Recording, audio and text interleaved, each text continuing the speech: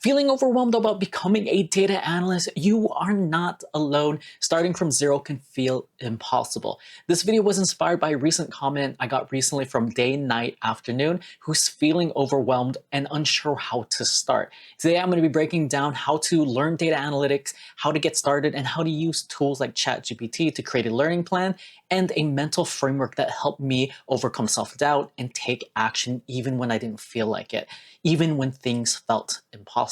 So stick around, I'm going to be sharing a book that also changed my life when it came to handling overwhelm and negative emotions. But first, I'm Jeff, and I first became a data analyst over 13 years ago. Since then, I've worked my way up to becoming a business analyst consultant at United Health Group, where I've helped on the hiring side, so I understand what it takes to stand out in the hiring process. Also, my mission is to help 10,000 people break into data analytics, and I do that by sharing weekly actionable insights to get you hired. So if you're serious about starting your journey, hit that subscribe button because I want you to be one of those people. Okay, now let's dive in. Part of that overwhelm is that the market is tough right now, and getting into an entry-level data analyst position is hard.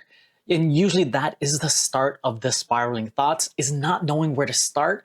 And then they start to spiral, not being able to find a job. What happens if you can't find a job?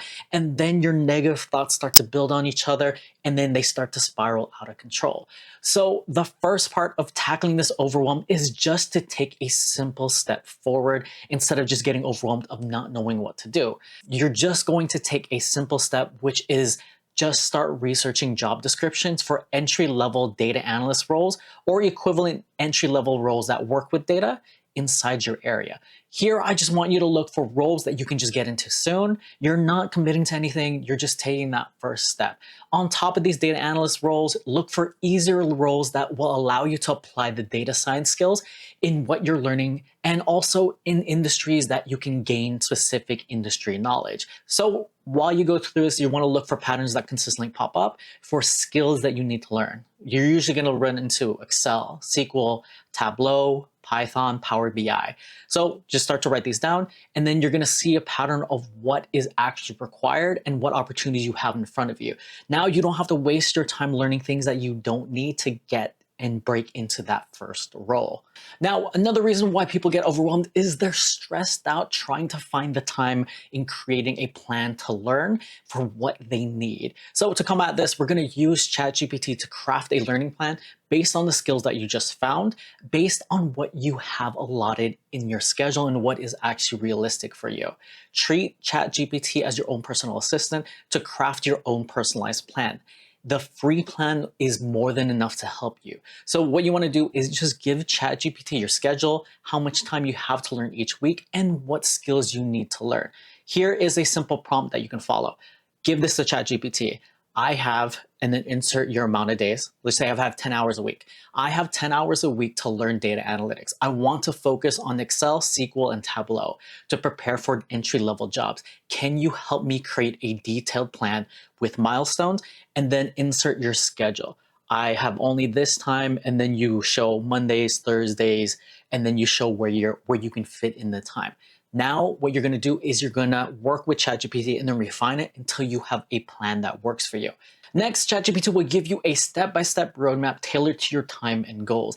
It's like having a personal mentor, so don't hesitate to ask follow-up questions or request free resources when you need them. Ask clarifying questions. You can have it act as your personal tutor when you don't understand concepts as well. So even with this great plan that ChatGPT is going to give you, it is still normal to have those feelings of overwhelm when starting something new. So it's going to be important to have tools and strategies to manage those feelings and to keep moving forward despite what you're feeling. So what we're going to do now is address how to handle those feelings of overwhelm so you can reduce their impact and still take action and move forward. And this is not going to only apply in taking action normally, but also when you come to stressful situations like interviewing as well. When you're feeling overwhelmed, what we're going to use next is A.C.T. Acceptance and Commitment Training, or also known as Acceptance and Commitment Therapy. We're going to use this as a strategic tool.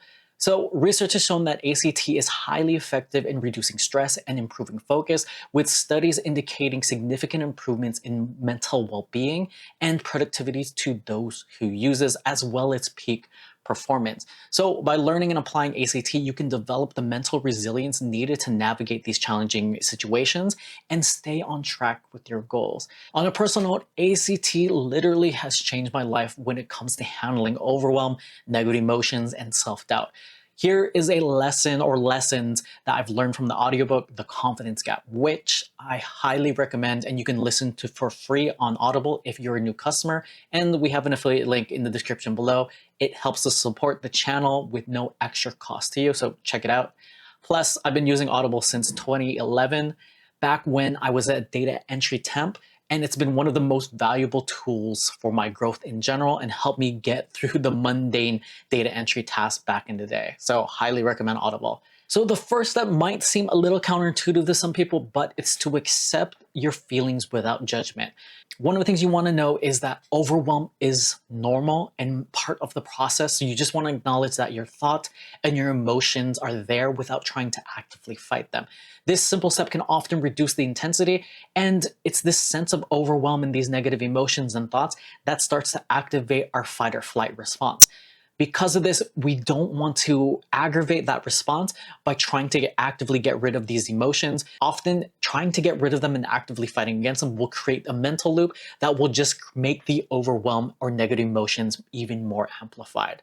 So from here, once you've accepted the emotions and just allowed them to be in there, even though it's uncomfortable, it's okay. What you need to do now is we're going to calm the fight or flight reaction in general. So the ways that we do this is when you're feeling overwhelmed, your body's fight or flight response can dominate, shutting down higher brain functions that are needed for things like creativity or critical thinking.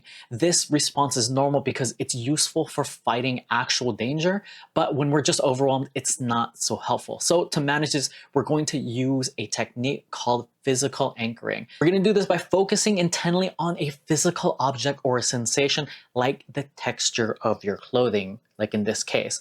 So when you do this, you engage in different sensory pathways inside your brain, and then it begins to shift your brain's attention from stress to calm and reduces the fight or flight response. This sensory focus also tells your brain that you're in a safe environment, allowing it to calm down naturally and restore your higher mental functions that were muted by the stress. So this can also help you feel less overwhelmed and more present in the moment, which reduces the overall feelings again so you can take action. Another effective method that is simple is just to pause and take deep breaths.